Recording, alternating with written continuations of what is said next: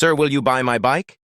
Those words came from the tiniest voice Mark had ever heard, and for a moment he thought he imagined it. The roar of his Harley had just died down, the engine ticking softly as heat rose off the chrome. He turned and saw her standing there beside a cracked pink bicycle with one pedal missing and a bit of ribbon. Fluttering from the handlebar, the sun was setting behind her in the orange. Glow made her small shadow stretch. Across the concrete, she couldn't have been more than 8 or 9 years old, maybe 10 at most. Her shoes looked a little too big. Her dress, faded and worn, but her eyes were steady and serious. Mark was used to kids staring at his bike or waving when the group of riders passed through town, but no kid had ever asked to sell him something before, and definitely not like this. He rubbed the back of his neck, feeling awkward. "Buy your bike, sweetheart. Why would I do that?" he asked, trying to sound kind. The girl didn't smile. She just looked down at the ground, her tiny fingers tightening around the handlebars. "Because Mom didn't," she whispered so quietly that Mark almost didn't hear her. Behind him, a few of his biker buddies were pulling up, filling the quiet gas station lot with the rumble of engines. The sound usually brought attention and grins from passers-by, but now even the guys were silent, watching as the little girl spoke. Mark crouched down so he could look her in the eye. The world suddenly felt smaller, like it was just the two of them. "What's your name, kiddo?" he asked. "Amara," she said softly. Her voice trembled a bit, as if she'd practiced saying her name before, but didn't know if anyone would care enough to ask again. "Well, Amara, I'm Mark, and that's a fine bike you've got there. Why are you trying to sell it?" She blinked slowly, and a tear formed in the corner of her eye. "Mom said she'd buy it from me when I learned to ride without training wheels," she said, clutching the handlebars. "She said I earned it for being brave, but she never got to—" Mark's chest tightened. The wind had gone still, even the other bikers were quiet. Amara looked up at him then, and there was something in her face he would never forget, not just sadness, but confusion, like she couldn't understand how the world had changed overnight. He wanted to ask more, but the lump in his throat made it hard to speak. He didn't know what had happened, not yet, but he knew this wasn't just about a broken bicycle. It was about a promise, a little girl still waiting for her mom to keep. Mark stayed crouched there for a moment, his heart pounding as he tried to understand what the little girl had just said. The other bikers stood a few feet away, their engines now silent, the smell of gasoline and dust hanging in the cool evening air. Amara's tiny hands were gripping the handlebars so tightly her knuckles had turned white. Hey, it's okay," Mark said softly. "What do you mean your mom never got to buy it?" Amara looked up at him, her eyes glistening in the fading sunlight. "Mom said when I learned to ride on my own, she would buy the bike from me for $10. She said I earned it, but she never came home to do it." Mark frowned. "She didn't come home? You mean she's working late or something?" Amara shook her head no slowly and said in a quiet, trembling voice, "She works at the diner down there near the bridge. She was walking home one night in a car. Didn't stop at the red light." She swallowed hard and wiped her eyes with the back of her hand. "The man drove away and people said she went to heaven." The air felt heavy. Mark didn't know what to say. He'd seen a lot on the road. He'd met people who'd lost everything. But hearing it from a little girl standing there with her pink bike hit him like nothing else had before. One of the bikers, Jake, took off his helmet and muttered, "Man, that's rough, real rough." Another one kicked at the ground quietly. No one dared break the silence. Amara's voice was small but strong. "Mom said we'd have enough money after that week. She said she'd buy me ice cream and make pancakes on Sunday, but she never came back. I waited and waited, so now I have to sell the bike myself." Mark felt something twist inside his chest. "Why do you need to sell it, sweetheart?" Her eyes met his again. "I want to buy her flowers. The big red ones, she liked roses."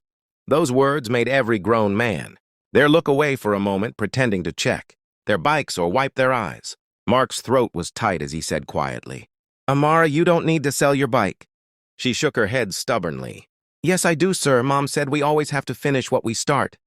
She wanted me to learn how to be strong. I think this is how—" Mark realized then this wasn't just a little girl trying to sell a bike. This was a little girl trying to keep a promise to her mother. Mark stayed quiet for a long time, his eyes fixed on the little pink bike, the one that had probably carried more hope than metal. He could see the scraped paint on the frame, the bent, pedal the little bell that no longer worked, but Amara still held it like it was the most precious thing in the world. He took a deep breath, trying to steady his voice. Amara, your mom sounds like someone real. Special, he said softly. She nodded and wiped her nose with her sleeve. She always told me that people who ride bikes have brave hearts, and that's why she called me her little biker girl. That made Mark smile just a little. Your mom said that, huh? Well, she was right, you are brave. Behind him, Jake cleared his throat and said, Hey, boss, we can help her, we can do something. Another biker named Red stepped forward, his voice low and rough.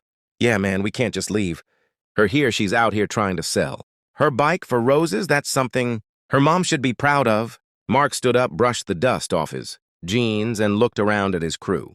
There were 6 of them, all tough guys, leather jackets full of patches, engines, loud hearts usually hidden behind steel and smoke. But right now, every one of them looked different, softer somehow. He turned back to Amara and knelt again. Listen, Amara, what if we helped you instead of buying your bike? She looked confused. Help me how? Well, Mark said slowly, your mom made a promise and it sounds like it really mattered to you. Maybe we can help keep it for her. Amara blinked her eyes wide, as if trying to decide if she could trust what she was hearing. You would do that for me. Of course we would, Jake said before Mark could answer. Bikers keep promises, that's kind of our thing. Amara hesitated, then gave a tiny nod. Okay, but I still want to give her the roses myself. Mark smiled. You will, sweetheart, we'll make sure of it. He stood up, turned to his crew, and said, All right, boys, we're doing something good today. The men nodded one by one, their engines already rumbling again, but this time not for a ride of fun or freedom. This was different.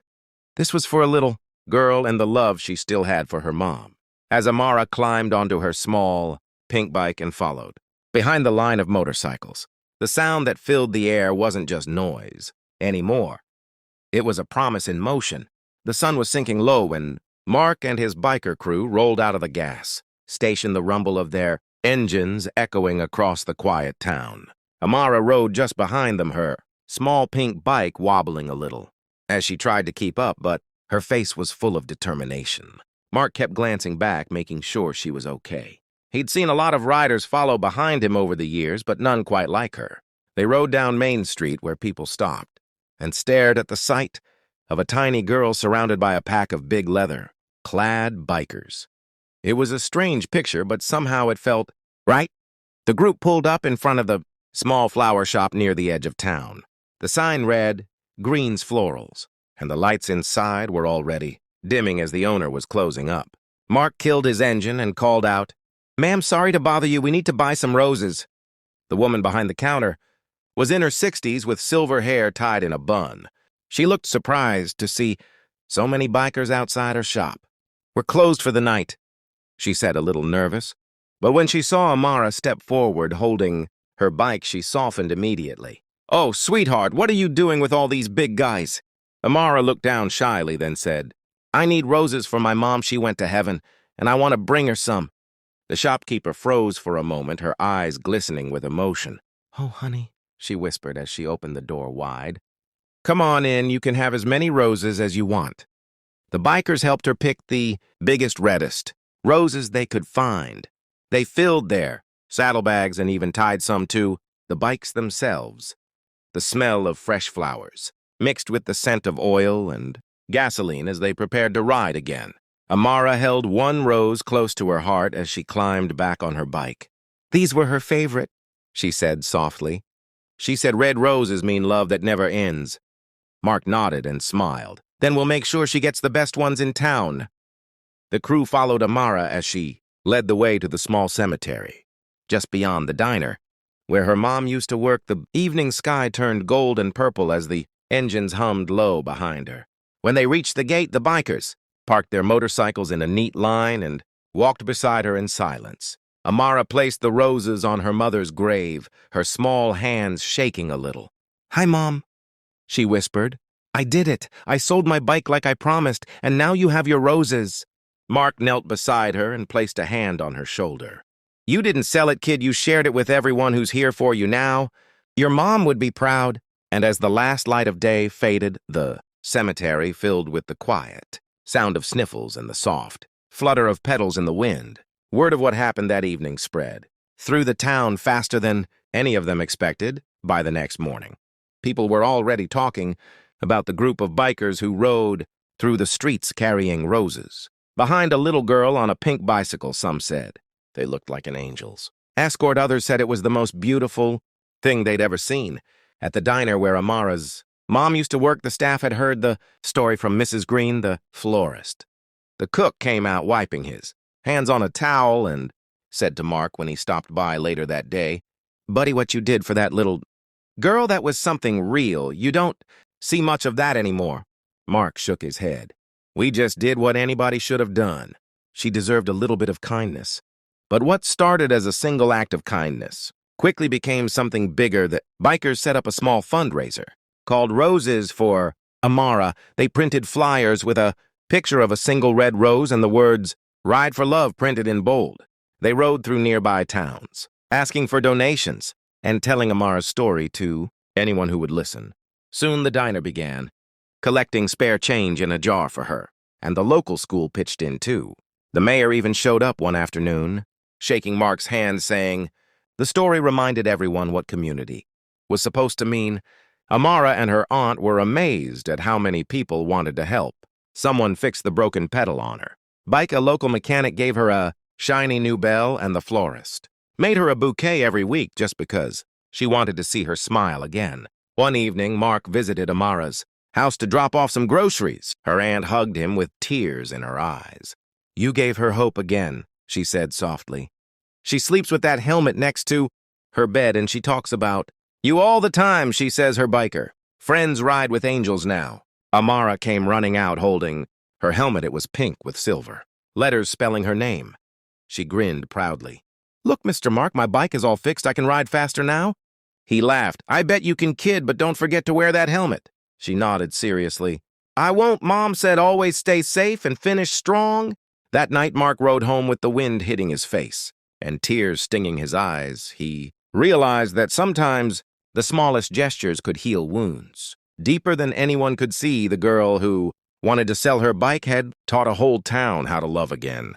Weeks turned into months, and the world slowly moved on. But for Mark and his biker brothers, something inside them had changed. They still met every weekend, still rode their usual routes, but every ride now began with a moment of silence for Amara's mom, and every ride ended with a stop at the flower shop, where they picked up a single red rose each. One for Amara, one for every mother they'd ever loved and lost. The Roses for Amara ride became an annual tradition. Bikers from other towns started joining. Too, some from miles away, they'd roll through the streets together, a thunder of engines, and hearts united not by noise but by compassion. The townspeople would line the sidewalks, cheering as Amara, now older, rode in the front with her shiny pink bike and her helmet glinting in the sun. She'd smile and wave at everyone, and when they reached the cemetery, she'd always stop to lay down a single rose, whispering, "Hi, Mom, we're back."